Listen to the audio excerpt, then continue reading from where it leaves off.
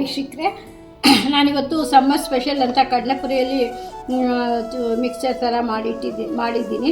ಇದು ಮಕ್ಕಳಿಗೆ ನೀವು ಹೆಲ್ತಿಗೆ ಮನೆಯಲ್ಲಿ ಹೆಲ್ತಿ ಸ್ನ್ಯಾಕ್ಸ್ ಥರ ಮಾಡಿ ಕೊಡ್ಬೋದು.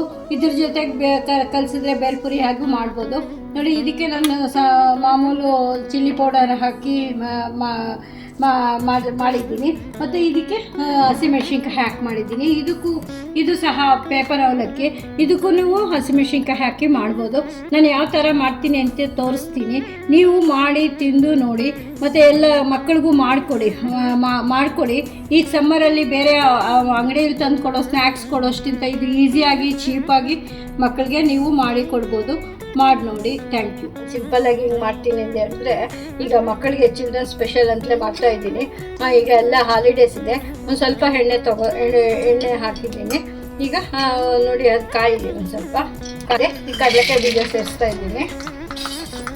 ತುಂಬ ಸಿಂಪಲ್ಲಾಗಿ ಮಕ್ಕಳಿಗೆ ಹೆಲ್ತಿಯಾಗಿ ಮನೆಯಲ್ಲೇ ನೀವು ಮಾಡಿಕೊಡ್ಬೋದು. ಎಲ್ಲರೂ ಗೊತ್ತಿರೋದೆ, ನಾನೇನು ಹೊಸ್ದಾಗೇನು ಮಾಡ್ತಿಲ್ಲ. ಬಟ್ ಈಗ ತುಂಬ ಜನ ಇದನ್ನು ಕೇಳಿದ್ರು, ರೆಸಿಪಿ ನಾನು ಮಾಡೋದು ನೀವು ಮಾಡೋದು ಚೆನ್ನಾಗಿರುತ್ತೆ ಆ ಥರ ಮನೆಗೆ ಬಂದವರೆಲ್ಲ ಕೇಳಿದ್ದಾರೆ. ಅದಕ್ಕೋಸ್ಕರ ನಾನು ಈ ವಿಡಿಯೋಗಳು ಮಾಡ್ತೇನೆ. ನಾನು 2 ಥರ ಮಾಡ್ತೀನಿ. ಈಗ ಫಸ್ಟ್ ಟೈಪ್ ಅಂತ ತಿಳ್ಕೊಳ್ಳಿ, ಇನ್ನೊಂದು ಮಾಡಿ ತೋರಿಸ್ತೀನಿ ಹೇಗೆ ಅಂತ. ಕಡಲೆಕಾಯಿ ಬೀಜ ಈ ಥರ ಹುರಿದಿದೆ. ಇದಕ್ಕೆ ಈಗ ಕೊಬ್ಬರಿ ಚೂರು ಹಾಕಿ, ಇದು ಆಪ್ಷನ್, ಬೇಕಿದ್ರೆ ಹಾಕೋಬೋದು, ಇಲ್ಲಾಂದರೆ ಪರವಾಗಿಲ್ಲ. ಈಗ ಇದು ಒಣ ಕೊಬ್ಬರಿ ಮಕ್ಕಳು ತಿಂದರೆ ಒಳ್ಳೇದಲ್ವಾ, ನಿಮ್ಗೆ ಇಷ್ಟ ಇದ್ದರೆ ಇದು ಹಾಕ್ಕೊಳ್ಳಿ, ಇಲ್ಲಾಂದರೆ ಪರವಾಗಿಲ್ಲ. ನೋಡಿ, ಇದು ಕಡಲೆಪಪ್ಪು ಸೇರಿಸ್ತಾ ಇದೆ. ಕೊಂದರೆ ಡ್ರೈ ಫ್ರೂಟ್ಸ್ ಇದ್ರೂ ಸೇರಿಸ್ಕೋಬೋದು. ನೋಡಿ, ಕರ್ಬೇವಿನ ಸೊಪ್ಪು ಎಷ್ಟಿದ್ರೂ ಪರವಾಗಿಲ್ಲ. ಕರ್ಬೇವಿನ ಸ್ವಲ್ಪ ಜಾಸ್ತಿ ಇದ್ದರೂ ಹಾಕ್ಬೋದು ನೀವು.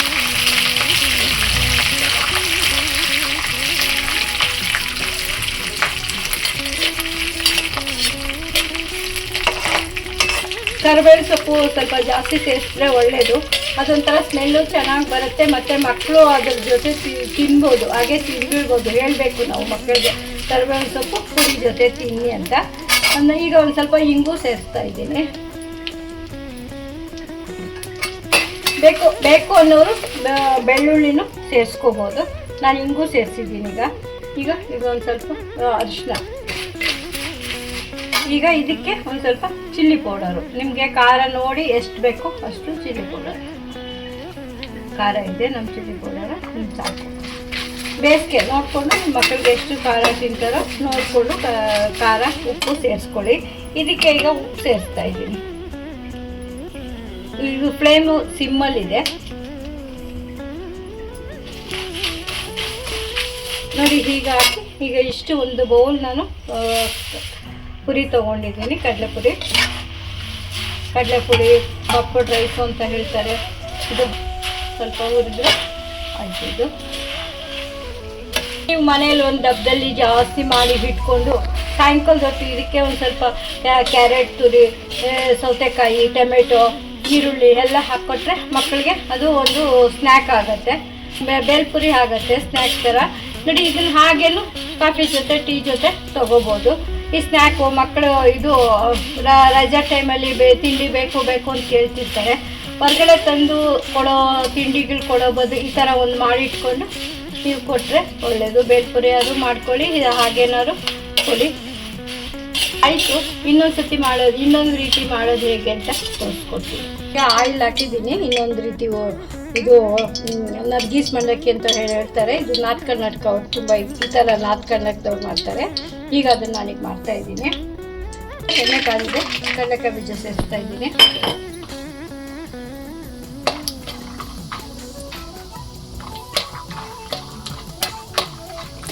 ಈಗ ಅದಕ್ಕೆ ಬೆಳ್ಳುಳ್ಳಿ ಇದು ಆಪ್ಷನಲ್. ಬೆಳ್ಳುಳ್ಳಿ ತಿನ್ನೋರು ಹಾಕ್ಕೋಬೋದು, ಇಲ್ಲಾಂದರೆ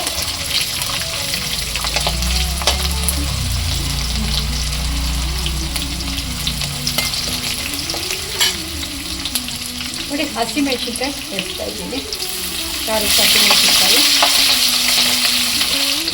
ಈಗ ಬೆಳ್ಳುಳ್ಳಿ ಹುರಿತಿದ್ದಂಗೆ ಈಗ ಕಡಲೆಪಪ್ಪು ಸೇರಿಸ್ತಾ ಇದ್ದೀನಿ. ಈಗ ಒಣ ಕೊಬ್ಬರಿ ಸೇರಿಸ್ತಾ ಇದ್ದೀನಿ. ಈಗ ಒಂದು ಸ್ವಲ್ಪ ಕರಿಬೇವಿನ ಸೊಪ್ಪು ಒಂದು ಸ್ವಲ್ಪ ಜಾಸ್ತಿನೂ ಸೇರಿಸ್ತೀನಿ.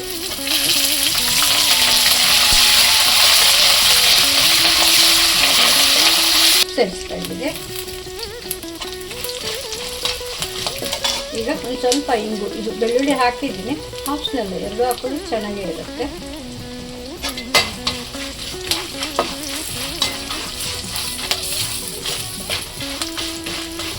ಕಡಲೆಪುರಿ ಇರೋ ಬೌಲ್ಗೆ ತೊಗೊಂಡ್ಬಿಡ್ತಾ ಇದ್ದೀನಿ, ಯಾಕೆಂದರೆ ಇದಕ್ಕೊಂದು ಸ್ವಲ್ಪ ಕಡಲೆ ಹಿಟ್ಟು ಹಾಕಬೇಕಾಗತ್ತೆ. ಅದಕ್ಕೋಸ್ಕರ ಇದ್ರ ಜೊತೆನೇ ಕಡಲೆ ಹಿಟ್ಟು ಹಾಕಿದ್ರೆ ಬರೀ ಅದೇ ಇಟ್ಕೊಂಡ್ಬಿಡುತ್ತೆ, ಚೆನ್ನಾಗಿರಲ್ಲ. ಅದಕ್ಕೆ ಇದನ್ನು ತೆಗೆದುಬಿಟ್ಟು ಬೇರೆ ಪಾತ್ರೆಯಲ್ಲೂ ತೊಗೋಬೋದು. ನಾನು ಎಣ್ಣೆ ಎಲ್ಲ ಇರುತ್ತಲ್ಲ ಅಂತ ಇದೇ ಕಡಲೆಪುರಿಯಲ್ಲೇ ತೊಗೋತಾ ಇದ್ದೀನಿ.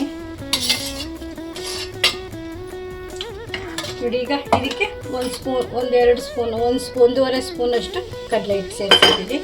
ಇಲ್ಲೇ ಒಂದು ಸ್ವಲ್ಪ ಇದು ಅರಿಶಿನ ಸೇರಿಸಿದ್ದೀನಿ. ನೋಡಿ, ಇದು ಒಂದು ಸ್ವಲ್ಪ ಜಾಸ್ತಿ ಏನು ಎಷ್ಟಿಲ್ಲ, ಒಂದು ಸ್ವಲ್ಪ ಈ ಥರ ಹುರಿಬೇಕು. ಸ್ವಲ್ಪ ಹಸಿ ವಾಸನೆ ಹೋಗ್ಬೇಕಷ್ಟೇ.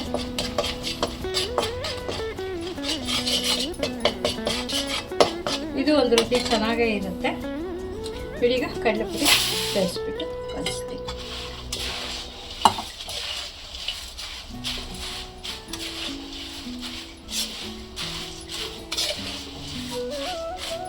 ನೋಡಿ, ಈಗ ಇದು ಆಗಿದೆ.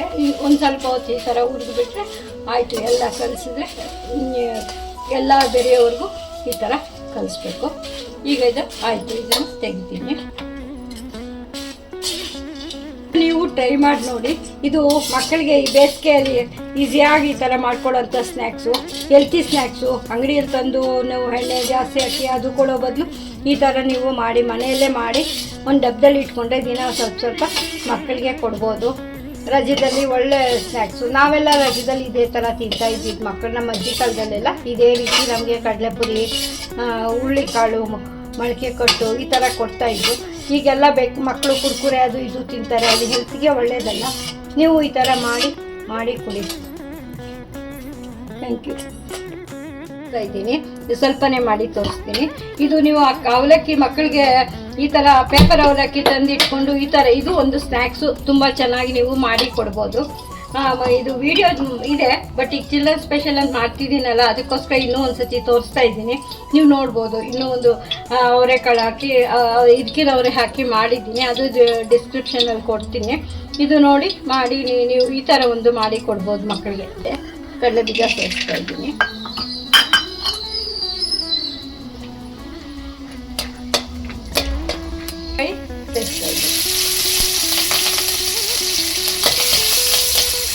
ಈಗ ಇದಕ್ಕೆ ಗೋಡಂಬಿ ಸೇರಿಸ್ತಾ ಇದ್ದೀನಿ. ಇದ್ರೆ ದ್ರಾಕ್ಷಿ ಸೇರಿಸ್ಕೋಬೋದಾಗಿತ್ತು. ಈಗ ನಮ್ಮ ಮನೆಯಲ್ಲೇ ಖಾಲಿಯಾಗಿದೆ, ಅದಕ್ಕೋಸ್ಕರ ದ್ರಾಕ್ಷಿ ಸೇರಿಸಿಲ್ಲ. ಇದ್ರೆ ದ್ರಾಕ್ಷಿ ಸೇರಿಸು ಸಿಹಿ ತುಂಬಾ ಚೆನ್ನಾಗಿರುತ್ತೆ. ಈಗ ಸ್ವಲ್ಪ ಕಡಲೆ ಕೊಡ್ತೀನಿ.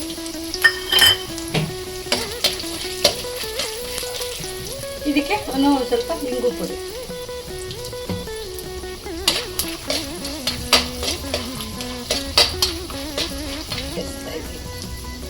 ಮತ್ತೆ ಈಗ ಅರಿಶಿನ ಸೇರಿಸ್ತಾ ಇದ್ದೀನಿ. ಈಗ ಕರಿಬೇವು ಸೊಪ್ಪು,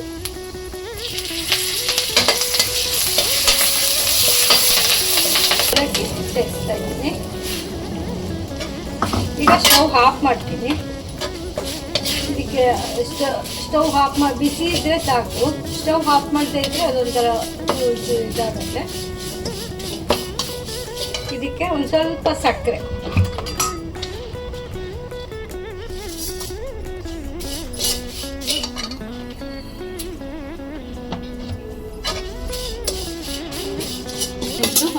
ನೀವೊಂದು ಏರ್ಟೈಟ್ ಡಬ್ಬದಲ್ಲಿ ಹಾಕಿಟ್ಕೊಂಡ್ರೆ ಒಂದು ತಿಂಗಳಾದರೂ ಕೆಡಲ್ಲ. ಇದು ಸಹ ಸ್ನ್ಯಾಕ್ಸ್ ಥರ ಮಕ್ಕಳಿಗೆ ಕೊಡ್ಬೋದು, ನಾವು ತಿನ್ಬೋದು ಟೀ ಟೈಮಲ್ಲಿ. ತುಂಬ ಚೆನ್ನಾಗಿರುತ್ತೆ.